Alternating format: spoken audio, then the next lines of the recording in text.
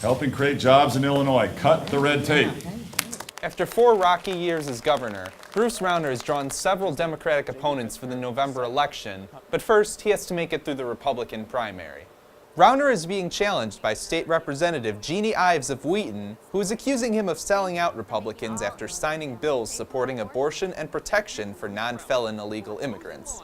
Rauner has criticized Ives' campaign as being supported by liberals who think she would be an easier opponent in the general election. Ives is trailing Rauner in the polls by several points, but low turnout could allow her to score an upset victory. Leading the polls in the Democratic primary is businessman J.B. Pritzker, who is self-funding his campaign using his multi-billion-dollar fortune.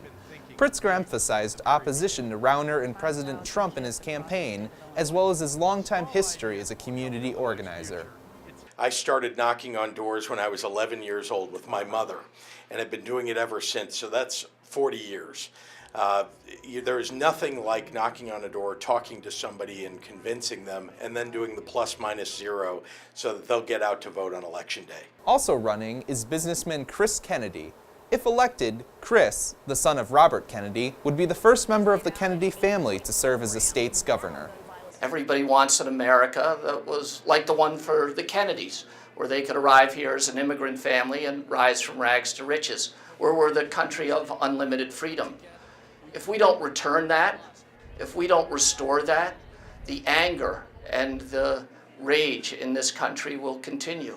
Polling about even with Kennedy is State Senator Daniel Biss. Biss is running a grassroots campaign emphasizing his middle-class background, progressive values, and government reform.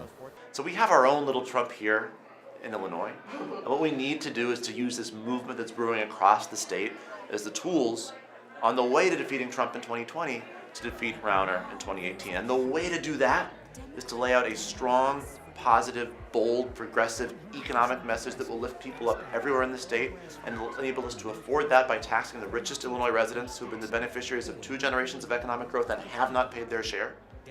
And then around that agenda, we build a grassroots army to win elections and to carry that message. Although Rauner and Pritzker are likely to win their primaries, it's still a close enough race in both contests to make it anyone's game.